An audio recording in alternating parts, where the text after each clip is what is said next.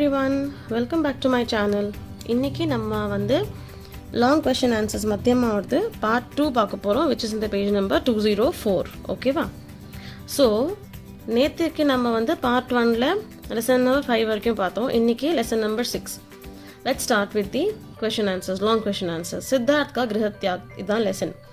सिद्धार्थ ने गृह त्याग के पहले यशोधरा से कैसी बातें की? சித்தார்த் வந்து வீடை தியாகம் பண்ணுறதுக்கு முன்னாடி யசோதராட்ட எந்த மாதிரி பேசினா? ஜீவன் கே மூல் தத்துவ खोजने हेतु, வாழ்க்கையில் முக்கியமான விஷயத்தை சர்ச் பண்ணுறதுனால சித்தார்த் ஆதி ராத் को, मिड नाइट, आधी रात ना मिड नाइट, सिद्धार्थ आधी रात को राजमहल से बाहर निकलता है. राजमहल இருந்து வெளியே கிளம்புறாங்க மிட் நைட்க்கு. जाने के पहले, போவதுக்கு முன்னாடி वह अपनी पत्नी यशोधरा से, அவன் பொண்டாட்டி யசோதரா கிட்ட வந்து गूढ़ भरी बातें करता है. गूढ़ना என்ன? வெல்லம். வெல்லம் மாதிரி மீட்டா ஸ்வீட்டா பேசுறானா. जब यशोधरा पूछती है, यशोधरा கேட்கும்போது कि रात को इतनी देर तक क्यों जागे हुए हैं, रात्रि इव्लो நேரமா எதுக்கு முழிச்சிட்டு இருக்கீங்க அப்படின்னு யசோதரா கேட்கும்போது तो बदले में वह बोलता है, तो அதுக்கு பதிலா என்ன சொல்றான் அப்படின்னா कि उसे जागने का समय आ गया है, அவன் வந்து இப்போ முழிச்சுக்கணும்ன்ற நேரம் வந்துருச்சான். அதாவது he is talking about the enlightenment, வாழ்க்கையில முழிச்சுக்கணும், இனிமே நம்ம இதே மாதிரி இருக்க முடியாதுன்ற அந்த என்லைட்மெண்ட்டை பத்தி பேசுறான். सो जो समय आ गया है, आगे यह भी कहता है, அதுக்கப்புறம் இன்னும் என்ன சொல்றான் அப்படின்னா शेष लोगों को जगाने का जिम्मा भी है. जिम्माனா பொறுப்பு, जिम्मेदारी சொல்லுவாங்கல்ல, जिम्मा. மிச்சம் இருக்கிற பீப்புளை கூட என்லைட்மெண்ட் கொண்டு வரணுன்ற அந்த பொறுப்பு அவங்ககிட்ட இருக்கு அப்படின்ற மாதிரி பேசுறான். ऐसी बातें करके, இந்த மாதிரி பேசி वह चला जाता है, அவன் கிளம்பிடுறான். Now question number 2. कपिल वस्तु की सीमा पर, कपिल वस्तुன்ற அந்த பார்டர்ல வந்து சேவக் சந்தக், சர்வெண்டா இருக்கான்ல சந்தக், அவனும் சித்தார்த் கே பீச், அவனும் சித்தார்த்தும் பேசக்கூடிய அந்த கான்வர்சேஷன் இருக்குல்ல, संवाद, அந்த ஆர்குமெண்ட் கான்வர்சேஷன், அது வந்து संक्षेप में लिखिए, डिटेला எழுதுங்க அப்படின்னு. कपिल वस्तु की सीमा पर पहुंचने के बाद, कपिल वस्तुன்ற அந்த कपिल वस्तुவோட பார்டர்ல போயிட்டு சேர்ந்ததுக்கு அப்புறமா சந்தக் कहता है, சந்தக் யாரு? சேவக், சர்வெண்ட் என்ன சொல்றான் அப்படின்னா अब लौटने का समय हो गया है, இப்போ return it is time to go back to our home, இது ரிட்டர்ன் போயிடலாம் அப்படின்னு சொல்றாங்க. लौटना means to come back, to return. तब सिद्धार्थ जवाब देता है, அப்ப சித்தார்த் என்ன சொல்றான் அப்படின்னா कि अब वह लौटने वाला नहीं है, இப்போ அவங்க ரிட்டர்ன் ஆக போறது கிடையாது. और साथ ही साथ அதையும் தாண்டி अपनी राजसी वस्त्र को उतार कर छंदक के पास लौटाता है. அவன் திருப்பி வரமாட்டேன்னு சொன்னதும் போகாம இன்னும் அவளா அந்த ராஜாலாம் போட்டுப்பா இல்லை அந்த கிராண்டான கிளாத்ஸ் எல்லாம், அதெல்லாமும் கட்டி சந்தக் கிட்ட கொடுத்துடுறாங்க. சந்தக்கி மின்னத்து பர், மின்னத்துனா என்ன? இப்போ அவ்வளோ பெரிய ராஜாக்கெல்லாம் அந்த சர்வெண்ட்லாம் எப்படி கொஞ்சம் கெஞ்சி பேசுவாங்க, ஐயா அந்த மாதிரி. ஸோ சந்தக் வந்து அவ்வளோ கெஞ்சி பேசுறதுனால அவன் என்ன சொல்றான், ராஜா என்ன சொல்றாங்க அப்படின்னா कि आगे से वह किसी का भी प्रभु या राजा नहीं है, இதுக்கு மேல நீ கெஞ்சணுங்கிறது கிடையாது, நான் யாருக்கும் பிரபுவோ இல்லை ராஜாவோ நான் இல்லை இதுக்கு மேல அப்படின்னா. वहीं पर भिक्षुक बनकर, அதாவது he is not beggar வேற பிக்ஷுக் வேற. பிக்ஷை எடுக்கிறதுனா எல்லாம் இருந்தும் நம்ம தியாகம் பண்ணி பிக்ஷை வழியில போறோம் இல்லையா, அதுக்கு தான் பேர் வந்து பிக்ஷா அப்படின்னு சொல்லுவாங்க. ராஜா வந்து தன்னுடைய ராஜ வாழ்க்கையை விட்டுட்டு he has decided to become a bhikshuk. Okay, so அந்த பிக்ஷுக் பன்கர் ஃபர்ஸ்ட் பிக்ஷை யார்கிட்ட வாங்குறாங்க? சர்வெண்ட் சந்தக் கிட்டேயே ஃபர்ஸ்ட் பிக்ஷை வாங்குறாங்க. சேவக் சந்தக் சே அப்பனி பஹலி பிக்ஷா, ஃபர்ஸ்ட் அவன் அந்த மாதிரி ராஜாலேருந்து இது ஆனதுக்கப்புறம் ஃபர்ஸ்ட் பிக்ஷை வந்து சந்தக் கிட்டேயே வாங்குறாங்க. Okay, now lesson number 7. Hindi दिवस कब मनाया जाता है और क्यों? When is the हिंदी दिवस celebrated and why? प्रतिवर्ष एवरी ईयर 14 सितंबर को हिंदी दिवस मनाया जाता है. एवरी ईयर 14 सितंबर को हिंदी दिवस கொண்டாடுறாங்க. इसके दौरान विद्यालयों एवं केंद्र सरकार के अधीन कार्यालयों में नए कई कार्यक्रमों का आयोजन होता है. இதை பேஸ் பண்ணி, இந்த நாளை பேஸ் பண்ணி ஸ்கூல்ஸ்லையும் ஏவம் கேந்திர சர்க்கார் அப்படின்னா சென்ட்ரல் கவர்மெண்ட் சிஜின்னு போட்டிருப்பேன். சென்ட்ரல் கவர்மெண்ட் ஆஃபீஸ்லையும் அதில் இருக்கிற முக்கியமான அதின்னா ஹெட் ஆஃபீஸ் அதில் முக்கியமான ஆஃபீஸஸ்லையும் கை காரியக்கிரமம் நிறைய ப்ரோக்ராம்ஸை வந்து ஆயோஜன் ஹோதா ஹை, நிறைய ப்ரோக்ராம்ஸுக்கு அரேஞ்ச்மெண்ட்ஸ் பண்ணியிருப்பாங்க. ஹிந்தி சப்தாகனா என்னது வீக் வாரம் சொல்லுவாங்கள்ல வீக், ஹிந்தி வீக் யா ஹிந்தி பக்வாடே. இங்கே I have written it for you. Hindi பக்வாடா means Hindi fortnight, 15 days once வருது இல்லையா fortnight. So copy this down. Hindi पखवाड़े के नाम पर இந்த பேர்ல வந்து विभिन्न प्रतियोगिताओं, see I repeat the word प्रतियोगिताओं அப்படின்னா காம்படிஷன்ஸ், நிறைய விதவிதமான காம்படிஷன்ஸ் का भी आयोजन किया जाता है, अरेंजमेंट செய்யப்படுறது. और விஜேதாओं को யாரெல்லாம் வின் ஆயிருக்காங்களோ அவங்களுக்கு புரஸ்கார்னா प्राइज अमाउंट, प्राइज़ुम கொடுக்கப்படுறாங்க. पुरस्कार भी दिया जाता है. इसके द्वारा हिंदी भाषा के प्रति இதன் மூலமா हिंदी लैंग्वेज மேல लोगों के मन में மக்களோட மனசுல வந்து रुचि उत्पन्न करने का और इंटरेस्ट கொண்டு வரதுக்கோசரம் भरसक प्रयत्न किया जाता है. முடிஞ்ச வரைக்கும் ட்ரை பண்றாங்க. हिंदी दिवस का इतिहास लिखिए. What is the history behind celebrating the Hindi दिवस அப்படின்னு. आज़ादी के पहले ही महात्मा गांधी जी ने हिंदी भाषा को राष्ट्रभाषा के रूप में स्थापित करने का प्रयास किया. इंडिपेंडेंसக்கு முன்னாலேயே, ஆசாதிக்கு பஹலேனா இண்டிபெண்டன்ஸ்க்கு முன்னாலேயே வந்து மகாத்மா காந்திஜி என்ன பண்ணாருன்னா ஹிந்தி லாங்குவேஜை வந்து ராஷ்டிர பாஷா அப்படின்ற அந்த இடத்த கொடுக்கணும் அப்படின்னு நிறைய ட்ரை பண்ணாரு, प्रयास किया. इस सिलसिले में இந்த விஷயமா उन्होंने हिंदी तर प्रांतों में, हिंदी तरना हिंदी பேசாத ரீஜன்ஸ்லலாம் வந்து हिंदी प्रचार करवाने के लिए, हिंदिயை பற்றி பிரச்சாரம் பண்ணுறதுக்கு உண்டான சென்னை மே दक्षिण भारत हिंदी प्रचार सभा की स्थापना की. இந்த மாதிரியான வேற ரீஜன்ஸில் வந்து ஹிந்தி லாங்குவேஜை பிரச்சாரம் பண்ணுறதுக்கோசரம் சென்னையில் என்ன பண்ணார், தக்ஷின் பாரத் ஹிந்தி பிரச்சார் சபா அப்படின்ற அந்த ஒரு இன்ஸ்டிடியூட்டை வந்து ஸ்தாபனை பண்ணார். अन्य नेताओं के अथक प्रयासों से, மற்ற நேதாவும் சேர்ந்து நல்லா ட்ரை பண்ணுறதுனால हिंदी भाषा ने संघ की राष्ट्र भाषा के रूप में, சங்கத்துக்குடைய ராஷ்டிர பாஷாவோட ரூபத்தில் வந்து 14 सितंबर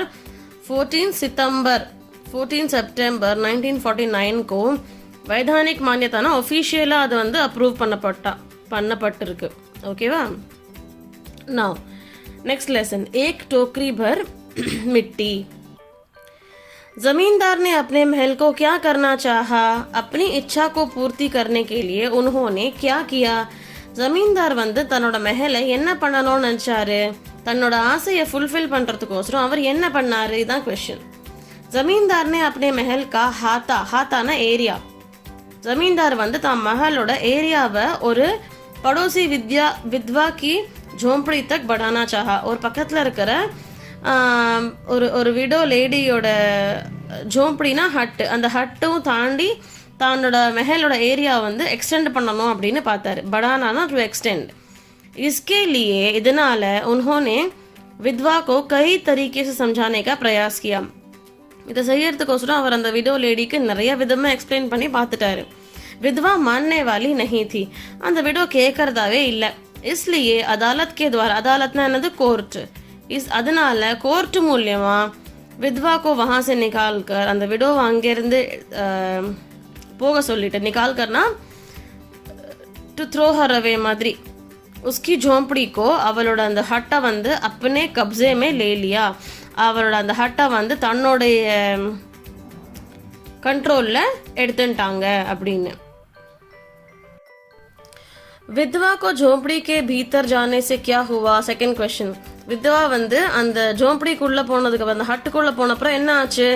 विधवा को झोंपड़ी के अंदर जाते ही, विधवा அந்த झोंपड़ीக்குள்ளே போன உடனேயே उसकी पुरानी यादें सताने लगी. அவளை பழைய ஞாபகங்கள்லாம் நான் வந்து அவளை டிஸ்டர்ப் பண்ண ஆரம்பிச்சது.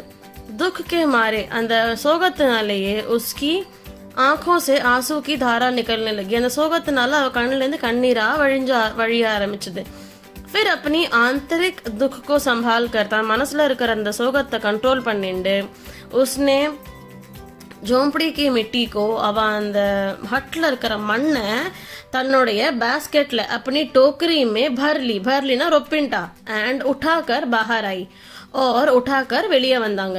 हाथ जोड़कर கையை கும்பிட்டுட்டு विनती की रिक्वेस्ट பண்றாங்க that जमींदार उस टोकरी को विधवा के सर पर जमींदार வந்து அந்த டோக்கரிய அந்த வித்வாவோட தலையில வித்வா கே சர் பர் ரखने के लिए அந்த டோக்கரி வெயிட்டா இருக்கும் இல்லையா, மண் இருக்கு அதுல, அதை தூக்கி தலையில வைக்கிறதுக்கோசரம் இந்த லேடி அந்த வித்வா வந்து கையை கூப்பி அவங்கள ரிக்வெஸ்ட் பண்றாங்க, அது கொஞ்சம் ஹெல்ப் பண்ணு அப்படின்னு. சிர் பர் ரखने के लिए अपना हाथ बढ़ाए, தன் கையை கொஞ்சம் வெளியே கொண்டு வாங்க. இந்த சென்ஸ் அந்த டோக்கரியை பிடிச்சி அவங்க தலையில வைக்கிறதுக்கு ஹெல்ப் பண்ணணும் அப்படின்னு சொல்றாங்க.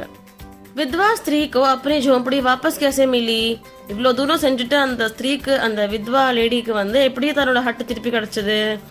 வித்வா ने अपनी झोंपड़ी की मिट्टी भरी टोकरी को, வித்வா வந்து தன்னோட ஜோம்படியில் இருக்கிற மண் நிறைஞ்ச அந்த பேஸ்கெட்டை வந்து தலையில வைக்கிறதுக்கோசரம் सिर पर रखने के लिए जमींदार से मदद चाही, जमींदार கிட்ட ஹெல்ப் கேட்டா. அதானே லாஸ்ட் क्वेश्चनல படிச்சோம். जब श्रीमान, जब जमींदारனா श्रीमान மரியாதைக்கு, जब श्रीमान अपने हाथ लगाकर उठाने लगे, श्रीमान தான் கையால அதை தூக்கும் போது तो उनको यह महसूस हुआ, அவருக்கு என்ன ரியலைஸ் ஆச்சு, महसूसனா ரியலைஸ் ஆகிறது, तो उनको यह महसूस हुआ कि वह कार्य उनकी शक्ति से बाहर है, that அந்த வேலை வந்து அவர் சக்தி தாண்டி இருக்கு, அவரால முடியல.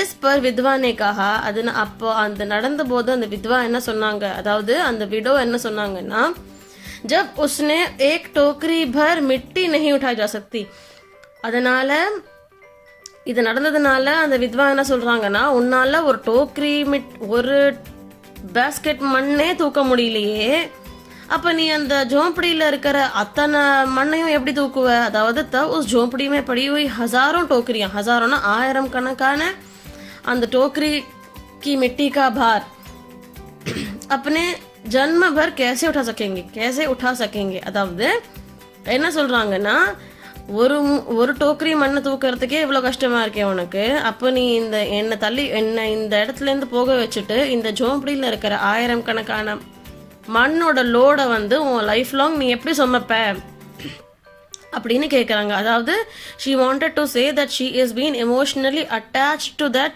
small hut.